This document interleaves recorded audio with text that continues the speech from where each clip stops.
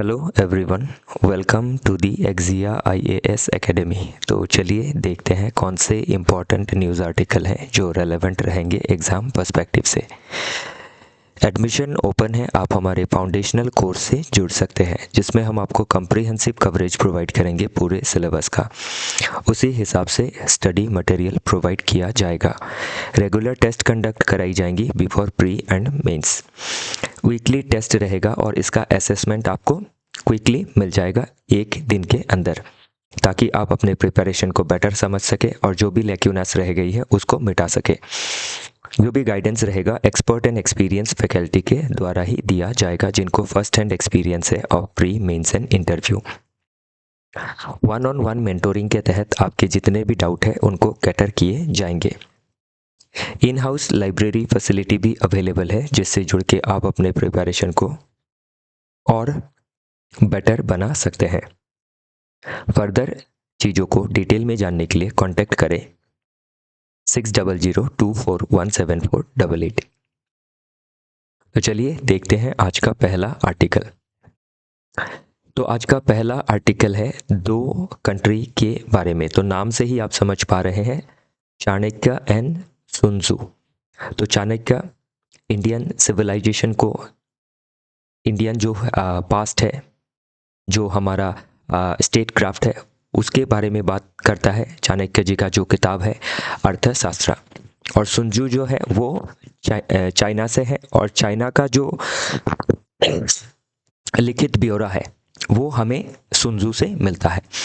तो इससे क्या है, हम चाणक्य और सुन त्सु इन दोनों ही पर्सनालिटी के ज़रिए दोनों ही देश का जो सिविलाइजेशनल वैल्यूज़ है, इथोस है, वो किस तरीके से काम कर रही है, और जो इंटरनेशनल रिलेशन है या फिर फॉरेन रिलेशन है बिटवीन टू नेशन, वो कैसे डिसाइड हो रहा है, चाहे वो पॉलिटिकली हो, डिप्लोमेटिकली हो, मिलिट्रीली हो या फिर इकोनॉमिकली हो, वो चीज़ हम इसमें थोड़ा एक्सप्लोर करने वाले हैं। तो ये जो भी आइडिया है, चाणक्य जी हो या फिर सुन त्सु हो, तो ये दोनों ही जो व्यक्ति है, इनके बारे में हम जब ऐसे राइटिंग करते हैं तो ये आइडियाज़ हम मेंशन कर सकते हैं जहाँ भी चीज़ें फिट बैठती है।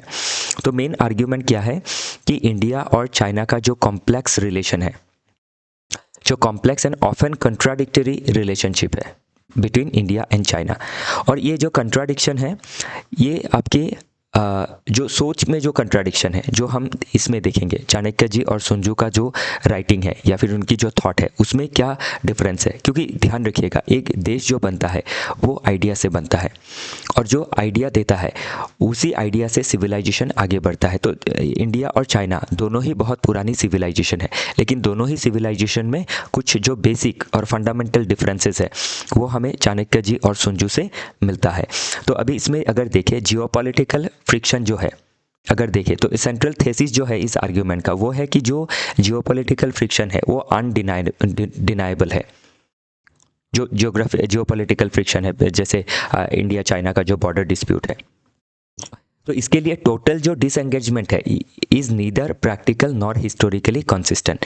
तो हम अभी अगर चाहते हैं कि चाइना से पूरी तरीके से डिसएंगेजमेंट करें बिकॉज ऑफ बॉर्डर डिस्प्यूट, या फिर dispute regarding any other issue like supporting Pakistan by China, then supporting other non-state elements against India, तो उसके लिए हम टोटल जो डिसएंगेजमेंट का रास्ता है वो नहीं अपना सकते हैं, वो प्रैक्टिकल नहीं होगा। तो उससे क्या होगा, हम पूरी तरीके से कट ऑफ हो जाएंगे। तो इसीलिए क्या है, प्रेजेंट में अगर देखें तो इंडिया और चाइना के बीच में इकोनॉमिक जो रिलेशन है वो काफ़ी हद तक ठीक है। तो अगर हम पास्ट में भी देखें, हिस्टोरिकली भी इंडिया और चाइना दोनों का जो रिलेशन है वो पूरा टोटल डिसएंगेजमेंट नहीं था, उसमें कनेक्शंस थी। जैसे हम अगर एंशियंट हिस्ट्री में देखें तो उसमें हम जैसे ह्यूएनसांग हो, इत्सिंग हो, फाहियान हो, इस तरीके के जो आपके स्कॉलर्स थे या फिर जो एम्बेसडर थे, वो उन्होंने इंडिया विजिट किया था। तो इससे क्या पता चलता है, जो इंडिया चाइना का रिलेशन है वो हिस्टोरिकली भी था, वो हम इससे जान सकते हैं। प्लस अगर हम एंशियंट एरा में देखें तो जो चोला डायनेस्टी थी, जो चोला डायनेस्टी का भी क्या था, एक्टिव ट्रेड रिलेशन था, डिप्लोमेटिक टाइज था विथ सोंग डायनेस्टी। तो इससे पता चलता है कि हिस्टोरिकली हमारा रिलेशन कंप्लीटली डिसएंगेजमेंट नहीं था। एंगेजमेंट था, बेसिक कुछ सिविलाइजेशनल डिफरेंसेस जो थी वो हम इसमें अभी देखेंगे। तो इसमें ध्यान रखिएगा कि स्ट्रैटेजिक डिबेट जो है वो क्या है, जी there is constant tussle between two school of thought. तो अभी दो स्कूल ऑफ थॉट है हमारे देश के अंदर ही, जिनके बीच में क्या है, कंसिस्टेंटली एक टसल रहता है।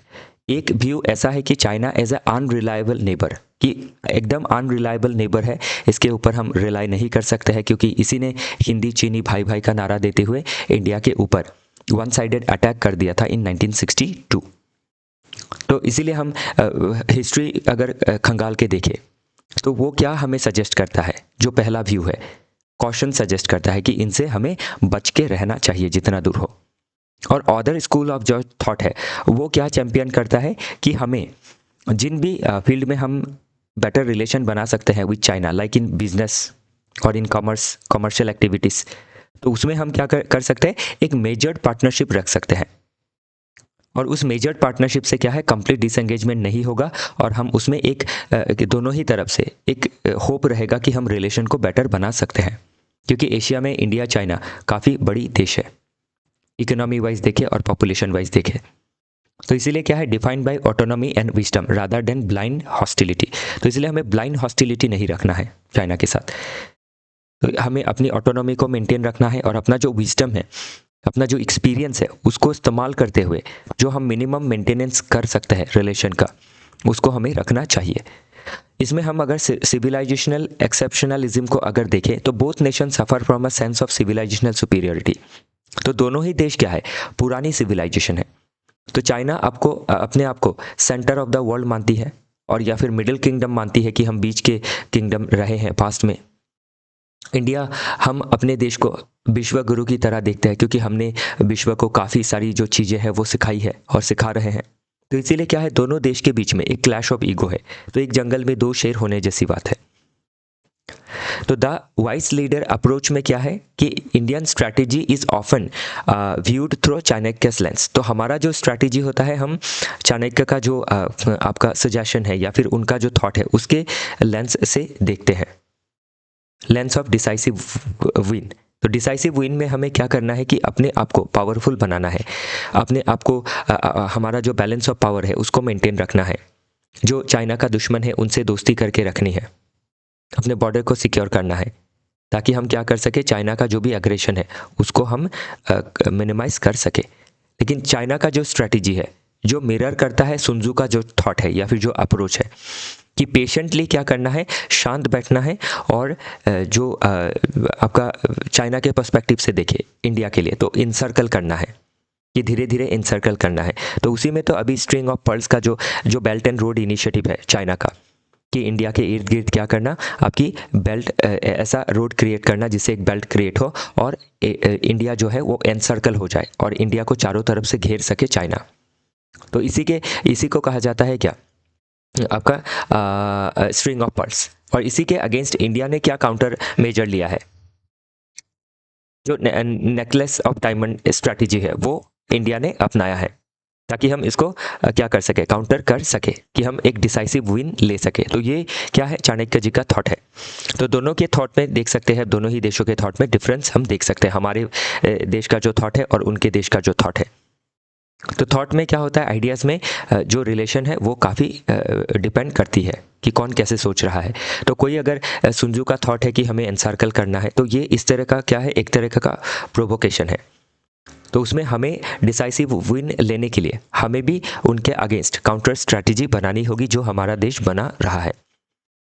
आगे अगर देखें इकोनॉमिक रियलिज्म के पर्सपेक्टिव से, तो despite starting on similar economic footing, दोनों ही देश ने 1980s में लगभग सेम अमाउंट की इकोनॉमी थी दोनों ही देश। लेकिन 1980s के बाद चाइना 5 गुना आगे बढ़ चुका है। अब 80 से अब तक अगर देखें, लगभग $16 ट्रिलियन की इकोनॉमी है चाइना की, जबकि हमारा 3.5-4 ट्रिलियन डॉलर की इकोनॉमी है। और जो अमेरिकन बिजनेस कम्युनिटी है वो भी आपका चाइना के साथ जो बिजनेस रिलेशन है वो काफ़ी अच्छा है, कि बहुत सारी प्रोडक्ट क्या है चाइना में बनती है, जैसे आप आईफोन को ही ले सकते हैं, या फिर अदर डिफरेंट चीज़ें जो है डिफरेंट नेशन आउटसोर्स करती है चाइना से। जैसे हमारा जो अभी हम फार्मेसी ऑफ द वर्ल्ड है, तो उसमें भी जो एक्टिव फार्मास्यूटिकल एंड इंग्रेडिएंट्स चाहिए होता है एपीआई, वो हम चाइना के ऊपर डिपेंडेंट है। या फिर डिफरेंट टेक्नोलॉजी के लिए जो रॉ मटेरियल्स होता है उसके लिए हम चाइना के ऊपर डिपेंडेंट है। तो उन सब चीज़ों को हमें मिनिमाइज करना होगा अगर हम शक्तिशाली बनना चाहते हैं और चाइना को काउंटर करना चाहते हैं। तो बाकी जो की टर्मिनोलॉजीज़ है वो मैं इसमें चीज़ें समझाते हुए आपको बताते जाऊंगा। तो जैसे ये आपका जोंगगाओ, ये चाइनीज़ टर्मिनोलॉजी है कुछ, ओके, अगर कुछ गलत है तो सुधार दीजिएगा। लेकिन जोंगगाओ जो है मिडिल किंगडम, कि चाइना अपने आप को मिडिल किंगडम की तरह मानता है। और हम क्या मानते हैं, वासुदेव कुटुंबकम, कि हमें किंगडम नहीं, हम हमारा जो महाउपनिषद है उसका जो मेन फिलोसॉफी है वो ये बताता है कि the world is one family, कि वर्ल्ड क्या है, एक फैमिली की तरह है, हम सभी को अपने भाई बंधु की तरह ही देखते हैं। तो जो चाइना के व्यू से डिफरेंट है, चाइना एक हायरार्कियल व्यू से देखता है, चाइना हमेशा इक्वल फुटिंग पे नहीं रहना चाहता है, China wants to always remain above.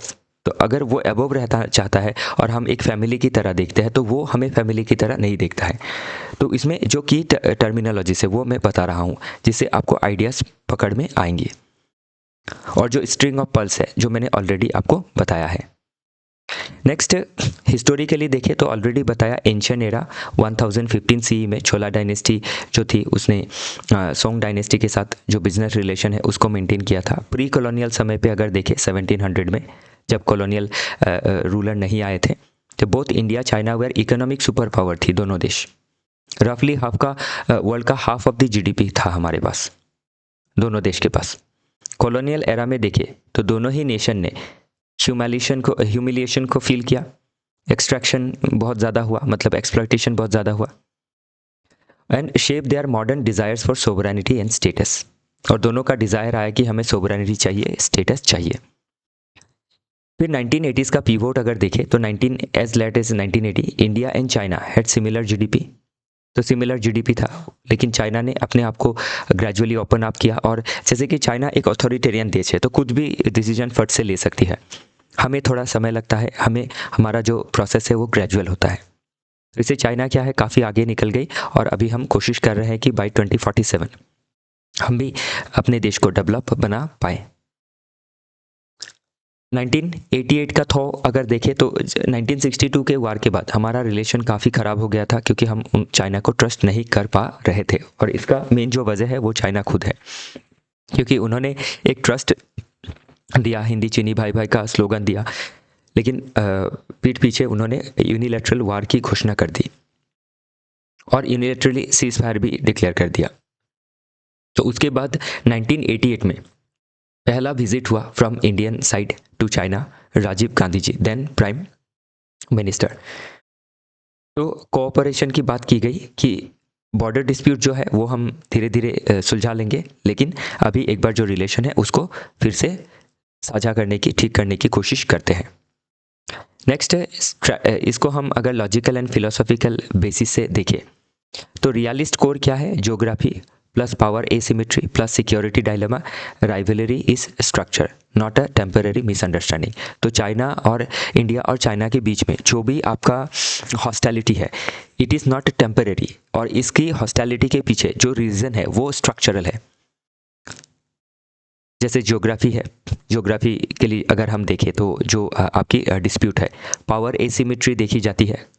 अगर हम कंपेयर करें तो चाइना का पावर ज़्यादा है और इसी से क्या होता है, एक सिक्योरिटी डायलेमा क्रिएट होता है दोनों ही देश के बीच में। और चाइना भी ये मानती है कि हम अपने पावर को और इंक्रीज करेंगे और कर भी रहे हैं, तो उससे क्या है, चाइना का जो क्लॉट है वो कम हो जाएगा। तो इसीलिए क्या है, एक हम देख सकते हैं कि एक जो राइवलरी है वो स्ट्रक्चरल है। फिर लिबरल अगर ओवरले से देखें तो trade, institution, people to people ties अगर हम और बेटर करते हैं, जो फ्रिक्शन है वो रिड्यूस होने की संभावनाएं रहेंगी। और कंस्ट्रक्टिव लेयर से देखें तो दोनों ही पुराना सिविलाइजेशन है, तो दोनों क्या कर सकते हैं, आपका वर्ल्ड को काफ़ी सारी चीज़ें सिखा सकते हैं। फिलोसॉफिकल फाउंडेशन अगर हम इसमें देखें तो एक जो मैंने ऑलरेडी आपको बताया कि वो हायरार्की में विश्वास रखते हैं, हम वासुदेव कुटुंबकम में विश्वास रखते हैं। तो इसीलिए हमें क्या करना है, एंड्स एंड मीन्स में अगर ध्यान दें तो Chanakya thought legitimised hard instruments, कि हम हार्ड इंस्ट्रूमेंट लाइक अलायंसेस में, इंटेलिजेंस में, डेटरेंस में ध्यान देते हैं फॉर स्टेट सर्वाइवल, तो हम सही रास्ता अपनाते हैं। लेकिन जो चाइना है उसका अगर देखें तो वो क्या करती है, आपकी प्रायोरिटाइज करती है सेपिंग कंडीशंस, सो कन्फ्लिक्ट बिकम अननेसेसरी और लो कॉस्ट। तो वो क्या कर रही है, जो आपकी मीन्स है उसको बढ़ा रही है, ताकि उसका एंड क्या मिल सके कि उसके आगे सब झुक जाए। और हमारा जो मीन्स है हम क्या ले रहे हैं कि अलायंस हो, इंटेलिजेंस बेटर हो, डेटरेंस हम क्रिएट कर सके, और एंड क्या हो, पीस हो, ना कि आपका सप्रेशन हो। तो यही डिफरेंस है चाइना और इंडिया के बीच में, कि हमारा मीन्स जो है वो काफ़ी अच्छा है और एंड गोल भी हमारा अच्छा है। लेकिन चाइना का मीन्स और एंड अगर देखें तो दोनों ही क्या है, नेशनल इंटरेस्ट के पर्सपेक्टिव से देखें तो चाइना अपनी जगह सही है, लेकिन अगर एथिक्स के पर्सपेक्टिव से देखें तो चाइना अपनी जगह सही नहीं है।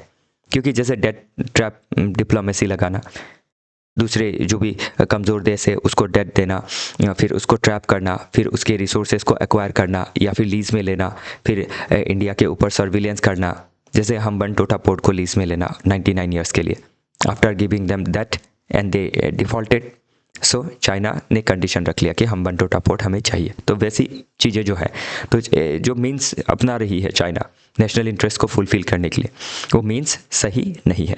और इंडिया का जो मीन्स है वो है सही मीन्स है, और जो एंड गोल है वो पीस है, प्रोस्पेरिटी है फॉर एवरीवन, क्योंकि हम विश्वास रखते हैं इन वासुदेव आइडिया ऑफ वासुदेव कुटुंबकम, that the world is one family.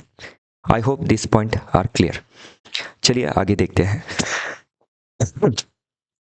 Challenge में देखें, सिक्योरिटी एंड स्ट्रैटेजिक चैलेंज तो है ही हमारे लिए, अनरिजॉल्व बॉर्डर है, फिर डुअल यूज इंफ्रास्ट्रक्चर जो है स्पेशली चाइना की ओर से, एक मैरीटाइम कंपटीशन जो है इंडियन ओशन में, इकोनॉमिकली एंड टेक्नोलॉजिकली देखें तो China technology wise, economy wise काफ़ी आगे है, परसिस्टेंट ट्रेड डेफिसिट है उनके साथ, फिर इलेक्ट्रॉनिक्स में काफ़ी ज़्यादा डिपेंडेंस है इंडिया का ऑन चाइना, फिर API एक्टिव फार्मास्यूटिकल इंग्रेडिएंट, ये मैंने ऑलरेडी आपको बताया है, technology, security, telecom, data flow, इन सभी चीज़ में क्या है, चाइना कहीं ना कहीं हमसे आगे निकल चुका है। तो इस चीज़ों को हमें ठीक करना ज़रूरी है। फिर डंपिंग करना चाइनीज़ प्रोडक्ट का, ओवर कैपेसिटी है चाइना के पास। पॉलिटिकल एंड इंस्टीट्यूशनल चैलेंजेस अगर देखें तो इसमें जो आपका एक कोऑर्डिनेशन प्रॉब्लम है अक्रॉस मिनिस्ट्रीज, तो ये अगर हमारे देश में देखें तो commerce, external affairs, defence, IT, तो इनको बेटर कोऑर्डिनेटेड तरीके से काम करना होगा टू मेक इंडिया पावरफुल, और सेंटर स्टेट के बीच में एक अलाइनमेंट जो है वो बनानी ज़रूरी रहेंगी। सोशल एंड परसेप्शनल चैलेंज अगर देखें तो एक म्यूचुअल स्टेरियोटिपिंग है एंड सिविलाइजेशनल सुपीरियरिटी नैरेटिव्स है। चाइना अपने आप को सुपीरियर मानता है, हम अपने आप को बेटर मानते हैं। तो ये चीज़ें जो है इसको ठीक करनी ज़रूरी है, मतलब एक म्यूचुअल ट्रस्ट, म्यूचुअल आपका जो बेनिफिट है वो देखना ज़रूरी रहेगा। फिर इंडिया के पर्सपेक्टिव से देखें तो एक इम्प्लीमेंटेशनल चैलेंज है, जैसे मैन्युफैक्चरिंग का डेप्थ हमारे देश में कम है, रिसर्च एंड डेवलपमेंट कम है चाइना के मुकाबले, चाइना वर्ल्ड का मैन्युफैक्चरिंग हब है, लॉजिस्टिक्स हमारी वीक है, स्किलिंग में भी हम वीक है कंपेयर टू चाइना। तो इन सभी चीज़ों में हमें ध्यान देना होगा। बाकी जो डायमेंशन है इसको आप अभी पढ़ेंगे तो चीज़ें समझ में आने लगेंगी। NCERT से क्या पढ़ेंगे वो मैंने आपको इसमें लिख के बता दिया है, हमारी टीम ने लिखा है इसको, तो वो उन्होंने आपको जो भी चीज़ें इसमें दी है NCERT जो आप पढ़ रहे हैं खुद से, ये सभी देख लीजिएगा। बाकी सिलेबस का जो पार्ट है, अभी सिलेबस हम आपको बार बार इसमें रिवाइज करवाते रहते हैं, बार बार इसमें आपको रिपीट करने के लिए दे देते हैं, ताकि चीज़ें आपको ध्यान में रहे कि ये सिलेबस में है, इंपॉर्टेंट रहेगा। जो भी चीज़ें हम देते हैं मोर देन 100% इंपॉर्टेंट है फॉर एग्ज़ाम। तो वे फॉरवर्ड क्या करना है, हमें लिखना है इसमें, स्टेबलाइज करना है सिक्योरिटी को, अपने देश का सिक्योरिटी, क्योंकि चाइना के साथ हम तभी बेटर बार्गेन कर सकेंगे जब हम सिक्योरिटी वाइज काफ़ी पावरफुल हो जाएंगे, स्ट्रेंथन हो जाएंगे, अभी है और उसको और आगे बढ़ाना है। तो सर्विलियंस में और स्ट्रेंथन करना है, मोबिलिटी को और बेटर करनी है, इंफ्रास्ट्रक्चर को और डेवलप करना है, जो डेटरेंस है उसको और क्रेडिबल बनाना है। एंगेज सिलेक्टिवली नॉट नेवली, तो हमें सिलेक्टिवली एंगेज करना है। तो एक सोर्स में खाली डिपेंडेंट हम रहेंगे तो नहीं होगा। तो डेटा, टेलीकॉम, क्रिटिकल इंफ्रास्ट्रक्चर, इन सभी चीज़ों में हमें इन्वेस्टमेंट करना ज़रूरी है। हम चाइना के ऊपर ज़्यादा डिपेंडेंट नहीं रह सकते हैं और लॉन्ग टर्म हमें कैपेबिलिटी बिल्ड करनी ज़रूरी है, जैसे R&D, skilling, university, industry linkages, strategic technological mission बनाना, लॉजिस्टिक्स एंड स्टैंडर्ड्स को इम्प्रूव करना। All these things are necessary. Then है create safer channels of travel and thought. तो जो ट्रैवल का चैनल है उसको हमें बेटर बनाना ज़रूरी है, या फिर थॉट का जो हम जो स्प्रेड है हमारा इंडिया का थॉट का, जैसे एकेडमी को हम और एक्सपैंड करके इंडिया का थॉट को आगे बढ़ा सकते हैं, आइडियाज़ को हम वर्ल्ड लेवल पे एक्सचेंज कर सकते हैं। देन है शेप द नेबरहुड एनवायरनमेंट। तो depend development partnership with neighbours. तो चाइना के अलावा भी दूसरे जो हमारे नेबर्स हैं उनके साथ connectivity, power, trade, disaster resilience, इन सभी चीज़ों में हम ध्यान दे सकते हैं। और कम्युनिकेट विथ सिटीजन्स ऑनेस्टली। तो सिटीजन के साथ ऑनेस्टली हमें कम्युनिकेट करना है, तभी हम क्या है चीज़ों को हमारे सिटीज़न को भी हम समझा पाएंगे, बेटर कनेक्ट कर पाएंगे, और एक हम पीपल टू पीपल टाई भी बना सकते हैं between this two civilization. Next article बात करता है about Shanti bill and the nuclear question. तो चलिए इसके बारे में देखते हैं, समझते हैं कि क्या है। तो जो शांति बिल आया है जिसमें हम सस्टेनेबली जो न्यूक्लियर पावर है उसको हार्नेस करना चाहते हैं, nuclear power for civilisational purpose. तो अभी न्यूक्लियर पावर से हमें लगता है कि जो वेपन वाला पावर है, तो वेपन वाला जो पावर है न्यूक्लियर पावर, वो हो गया मिलिट्री पर्पस के लिए। तो न्यूक्लियर का 3 पर्पस होता है, एक फॉर मिलिट्री और दूसरा फॉर सिविलियन। सिविलियन के अंदर 2 होता है, एक आपका एनर्जी जनरेट करना इलेक्ट्रिसिटी को, और दूसरा है मेडिकल पर्पस के लिए यूज़ करना, जैसे रेडिएशन थेरेपी देना फॉर कैंसर ट्रीटमेंट। तो अभी इसमें स्पेशली जो सिविलाइजेशनल यूज़ है, जो सिविलियन पर्पस के लिए जो यूज़ है इलेक्ट्रिसिटी प्रोड्यूस करने के लिए, तो अभी हमारे देश में जो न्यूक्लियर के ज़रिए जो एनर्जी प्रोड्यूस की जाती है, इलेक्ट्रिसिटी प्रोड्यूस की जाती है, वो जितना कैपेसिटी है उससे हम काफ़ी कम प्रोड्यूस करते हैं। तो उसके पीछे क्या रीज़न है? तो उसके पीछे रीज़न काफ़ी सारे हैं, तो वही चीज़ अभी हम क्या करेंगे इसमें 1 बाय 1 एक्सप्लोर करेंगे। तो इसमें ध्यान दीजिएगा, जो शांति बिल है it aims to revitalize and strengthen revitalize a stagnant sector by introducing private sector participation. तो शांति बिल जब पास हो जाएगा तो प्राइवेट सेक्टर क्या कर सकेगा, आपके न्यूक्लियर पावर प्रोडक्शन में इन्वेस्ट कर सकेगा। प्राइवेट सेक्टर को ज़्यादा इन्वेस्टमेंट की अपॉर्चुनिटी दी जाएगी, उनका शेयर को बढ़ाया जाएगा। और जो लाइबिलिटी रिस्क है, तो पहले क्या था, जो आपकी लाइबिलिटी थी, सप्लायर की जो लाइबिलिटी थी वो काफ़ी ज़्यादा थी। तो जो भी न्यूक्लियर एनर्जी बनाने के लिए जो भी हमें मटेरियल्स चाहिए, जो हम कलेक्ट करते हैं या फिर इंपोर्ट करते हैं from like countries like Canada हो, फ्रांस हो या फिर USA हो, तो उनके सप्लायर्स हमें सप्लाई नहीं देना चाहते थे, क्योंकि इसके लिए एक स्लेंडा करके लॉ था। तो स्लेंडर लॉ में क्या है, उसमें जो सप्लायर्स थे उनकी लाइबिलिटी काफ़ी ज़्यादा थी। तो उस लाइबिलिटी को अभी क्या कर दिया गया है, सप्लायर्स की लाइबिलिटी को ख़त्म कर दिया गया है, और जो ऑपरेटर है उसकी लाइबिलिटी को भी कैप कर दिया गया है 3,000 करोड़ तक, कि जो भी डैमेज होगा उसमें 3,000 करोड़ तक का डैमेज दिया जाएगा। और उसके ऊपर अगर कोई डैमेज होता है तो उसके लिए इंश्योरेंस वगैरह को एक्सप्लोर किया जाएगा। तो पहला तो है प्राइवेटाइजेशन एंड मोनोपोली को ब्रेक किया जाएगा। तो क्या मोनोपोली है या फिर किसका मोनोपोली है? तो अभी तक क्या है, जो न्यूक्लियर एनर्जी हमारे देश में प्रोड्यूस हो रही है इलेक्ट्रिसिटी के लिए, वो सिर्फ NPCIL ही करता आया है, nuclear power corporation of India. तो अभी क्या होगा, शांति बिल अगर ये एक्ट बनता है तो the framework allow private players to hold up to 49% equity in nuclear power companies. तो प्राइवेट प्लेयर्स क्या कर सकेंगे, 49% तक जो शेयर है वो होल्ड कर सकेंगे। तो ये क्या कर रहा है, ऑफरिंग देम है significant stake while government likely to retain control. लेकिन कंट्रोल गवर्नमेंट के पास ही रहेगा, क्योंकि 51% जिसके पास है उसी के पास क्या है, कंट्रोल रहेगा। लेकिन प्राइवेट जो पार्टिसिपेशन है वो देख सकते हैं आप काफ़ी हद तक बढ़ गया है। लाइबिलिटी जो कैप है, a critical hurdle for private investment. तो जो प्राइवेट इन्वेस्टर है वो अपना समझ लीजिए कि 100 रुपये का इंडस्ट्री लगा है, 49% उन्होंने इन्वेस्ट किया है, और कल अगर आपकी कोई डैमेज होता है उस न्यूक्लियर पावर प्लांट से और इर्द गिर्द में जो भी नुकसान होगा उसमें अगर अनलिमिटेड लाइबिलिटी रहेगी तो जो इन्वेस्टर्स है उसका पूरा पैसा बर्बाद हो जाएगा, उसकी सारी प्रॉफिट बर्बाद हो जाएगी। तो वो क्यों ही इन्वेस्ट करेंगे इतना रिस्की बिजनेस में। और जब इन्वेस्ट नहीं होता है तो उससे इलेक्ट्रिसिटी जनरेट नहीं होगी, और इलेक्ट्रिसिटी जनरेट नहीं होगा तो हम विकसित भारत बाय 2047 कैसे बन सकेंगे। क्योंकि हमारे देश में हाउस होल्ड हो, चाहे छोटे फार्म हो, एमएसएमईज हो, बड़े इंडस्ट्रीज़ हो, सर्विसेज सेक्टर हो, एग्रीकल्चर हो, सभी को क्या चाहिए, इलेक्ट्रिसिटी चाहिए। और उसमें हम क्या है, अभी भी हमारे देश में शॉर्टफॉल है, 24/7 इलेक्ट्रिसिटी नहीं है। तो इसीलिए क्या है, जो एक आपका अनलिमिटेड फाइनेंशियल रिस्क था केस ऑफ एक्सीडेंट, वो हटा दिया गया है। हटा दिया मतलब क्या, लिमिटेड कर दिया गया है, पहले अनलिमिटेड था।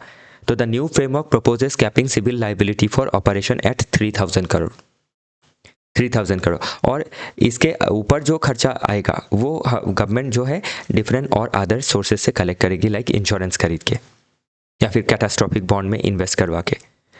शिफ्ट टू एसएमआर, तो शिफ्ट टू एसएमआर क्या होता है, स्मॉल मॉड्यूलर रिएक्टर। तो इसमें अभी क्या है हम देख सकते हैं, the technological focus is moving away from massive land intensive sector towards intensive reactors towards small modular reactor. तो अभी जो है लार्ज मॉड्यूलर रिएक्टर है, तो लार्ज मॉड्यूलर रिएक्टर में क्या होता है, बहुत बड़ी जगह चाहिए होती है और बहुत सारा फॉर्मेलिटीज़ होती है, और उसमें एक्सीडेंट के चांसेस ज़्यादा होते हैं, डैमेज के चांसेस ज़्यादा होते हैं, और बड़े बड़े जो आपके जगह है वही लगाए जा सकते हैं, तो छोटे छोटे शहर में लगाना मुश्किल हो जाता है। तो अभी हर छोटे छोटे शहर में हम अगर जो पावर है उसको उसका प्रोडक्शन को डिसेंट्रलाइज अगर करना चाहे तो कैसे कर सकते हैं, by deploying small modular reactor. तो एक जैसे छोटा सिटी है तो उसमें स्मॉल मॉड्यूलर रिएक्टर की आपकी इंस्टॉलेशन हो गई, और वो स्मॉल मॉड्यूलर रिएक्टर क्या करेगा, उस पूरी सिटी को प्लस उसके जो फ्रिंज इलाके हैं उस सभी को ये इलेक्ट्रिसिटी प्रोवाइड कर देगा। तो इसीलिए क्या है, इसमें एसएमआर में भी ध्यान दिया गया है शांति बिल में। तो गोल क्या है, to deploy indigenous small modular reactor technology by 2033, ताकि हम कैपेसिटी को बूस्ट कर सकें। और आगे हम क्या देख सकते हैं कि डीकार्बनाइजेशन वर्सेस कॉस्ट। तो अभी इसमें ध्यान रखिएगा, while nuclear energy is champion for being a low carbon base load, carbon जो इमिशन होता है वो इसमें काफ़ी लो होता है। लेकिन एक प्रॉब्लम क्या है, आपकी जो न्यूक्लियर पावर करेंटली हमारे देश में है उसका कॉस्ट ज़्यादा है, अराउंड 6 पर यूनिट है, सिग्निफिकेंटली हायर देन सोलर और कोल। तो ये एक कंसर्न है इसमें, इसको हमें ये जो कंसर्न है ये क्यों है, क्योंकि इन्वेस्टर्स नहीं है, तो बेटर टेक्नोलॉजी हम डेवलप नहीं कर सकते हैं, या फिर हम बेटर आपकी पावर जनरेशन नहीं कर सकते हैं। तो वो चीज़ हम इसमें देखना ज़रूरी रहेगा।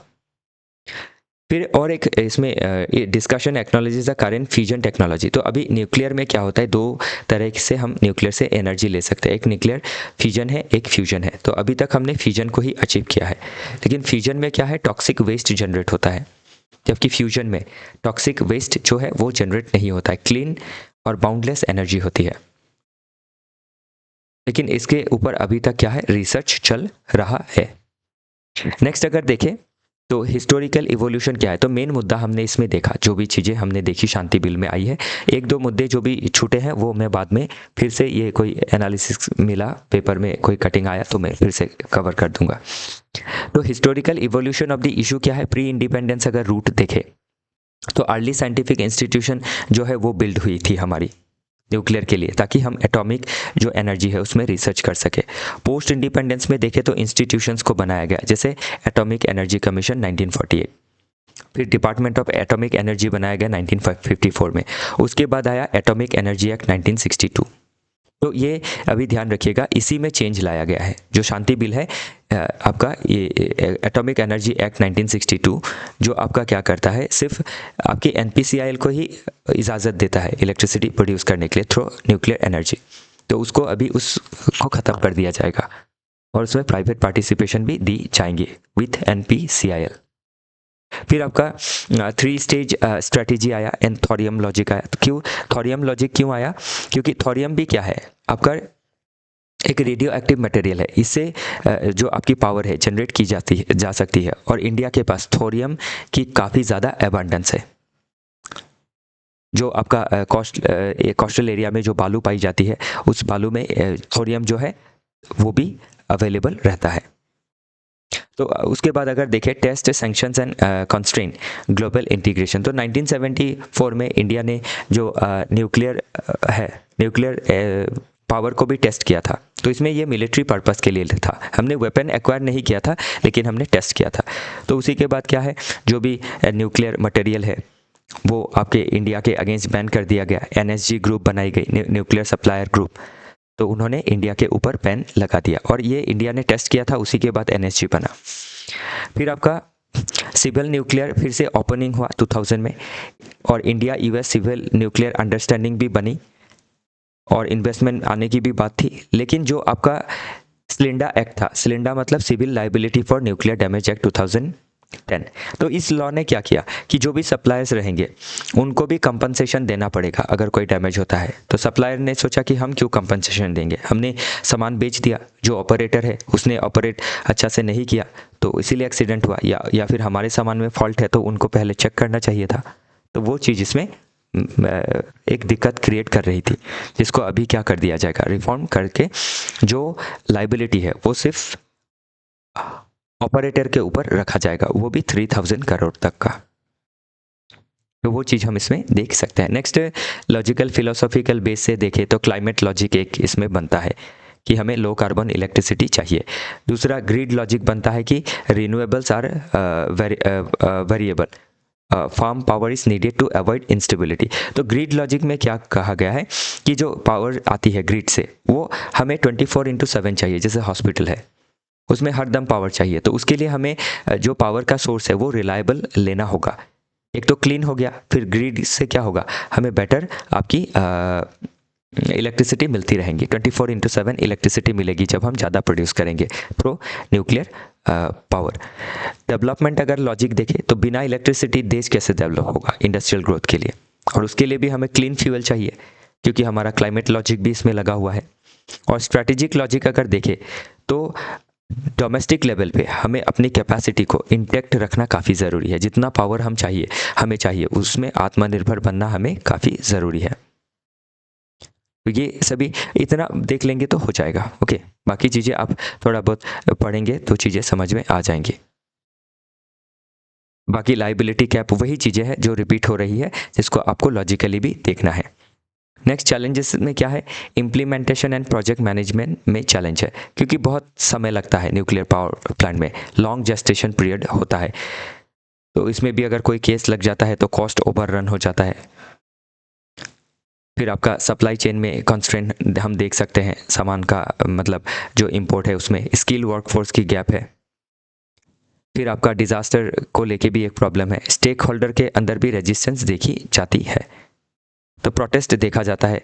स्पेशली अभी जो अपोजिशन पार्टी है वो इसको लेके प्रोटेस्ट करेंगी, और या फिर जो कम्युनिटी रहेगा जहाँ पे आपकी न्यूक्लियर पावर प्लांट को बैठाई जाएंगी वहाँ के कम्युनिटी जो है वो एक डर में रहेंगे, क्योंकि जब न्यूक्लियर पावर प्लांट में एक्सीडेंट होता है जो रेडियो एक्टिव एलिमेंट्स उससे आपकी सर्च होंगी वो उस लोकल कम्युनिटी को ख़त्म भी कर सकती है। इतना ज़्यादा ये पावरफुल होता है अगर एक्सीडेंट होता है तो, जैसे हम चेरनोबिल फुकुशिमा में देख सकते हैं। और एक लीगल एंड रेगुलेटरी जो प्रॉब्लम है कि लाइबिलिटी को लेके डिस्प्यूट रहेगा कि इंश्योरेंस का कितना लिमिट रहेगा, कितना जो लाइबिलिटी है उससे ज़्यादा अगर जाता है तो वो कैसे मैनेज किया जाएगा वगैरह वगैरह। इकोनॉमिकली एंड फाइनेंशियली देखें तो काफ़ी ज़्यादा कैपिटल एक्सपेंडिचर लगता है। जो कॉस्ट ऑफ कैपिटल है, जो कैपिटल हम एक्वायर करते हैं उसमें भी तो कॉस्ट लगता है, उसमें भी इंटरेस्ट हमें पे करना पड़ता है, तो वो काफ़ी ज़्यादा रहेगा। सेफ्टी एंड सिक्योरिटी का कंसर्न है जो ऑलरेडी बताया, एक्सीडेंट लो प्रोबेबिलिटी है लेकिन हाई इम्पैक्ट है। एक्सीडेंट नहीं होगा लेकिन अगर हो गया तो उसका इम्पैक्ट काफ़ी ज़्यादा रहेगा। फिर साइबर थ्रेट का डर है, सबॉटेज का डर है, तो वो चीज़ें हम देख सकते हैं। फिर टेक्नोलॉजिकल अनसर्टेनिटी है, इसमें आपकी जो भी आपकी टेक्नोलॉजी चाहिए उसमें हमें टेक्नोलॉजी को इंपोर्ट करना होगा, वो एक हम प्रॉब्लम इसमें देख सकते हैं। बाकी मल्टी डायमेंशनली देखें तो सोसाइटी को ये क्या करेगा, जो पावर की ज़रूरत है वो देगा। पॉलिटिकली देखें तो डेवलपमेंट जो लॉजिक है गवर्नमेंट का कि हमें डेवलप इंडिया बनना है बाय 2047, तो उसके लिए हमें बहुत ज़्यादा पावर की ज़रूरत रहेगी। लीगली अगर देखें तो राइट टू लाइफ एंड जो लाइफ है उसको हमें बचाना होगा, क्योंकि अगर एक्सीडेंट होता है, एनवायरनमेंट डैमेज होगा, इकोसिस्टम ख़राब होगा, लोगों को सीधा सीधा इम्पैक्ट भी कर सकता है। फिर जो रेडियो एक्टिव वेस्ट है वो वेस्ट आपकी क्या होगी, इंट्रा जनरेशनल एंड इंटरजनरेशनल लोगों को उसका जो भुगतान है वो करना पड़ेगा। ये जनरेशन जो है वो तो भुगेगा ही, लेकिन जो जनरेशन आई नहीं है उनको भी भुगतना पड़ेगा, जबकि उन्होंने डिसाइड भी नहीं किया था कि हमें ये लेना है या नहीं। तो पास्ट के किसी ने डिसीजन लिया, उसका जो परिणाम है वो फ्यूचर भुगत रही है। तो वो एथिकली हम सही नहीं है, वो हम इसमें बताना चाह रहे हैं। फिर इंटरनेशनली अगर देखें तो fuel supply chains, export control वगैरह का तो प्रॉब्लम ऑलरेडी है ही। और इकोनॉमिकली अगर इसमें देखें तो इकोनॉमी स्ट्रेंथन करने के लिए हमें एनर्जी की काफ़ी ज़्यादा ज़रूरत है, एनर्जी सिक्योरिटी अचीव करनी काफ़ी ज़रूरी है। बाकी एनसीईआरटी क्या पढ़ेंगे वो इसमें बताया, सिलेबस का हर पार्ट से लिंक है, 2 से 3 से 4 से जो अभी बताया था। वे फॉरवर्ड क्या करना है, तो एक ट्रूली इंडिपेंडेंट न्यूक्लियर रेगुलेशन हमें कंटिन्यू करनी है। सेफ्टी गवर्नेंस को आगे बढ़ाना ज़रूरी है, जैसे रेडिकली ये चीज़ें ट्रांसपेरेंट होनी चाहिए। तो थर्ड पार्टी ऑडिट होना चाहिए, कंपनी को खुद से ऑडिट नहीं करना है, खुद का ऑडिट तो वो खुद से सही से ही करेगी। Then design, liability, justice, finance, not finance alone.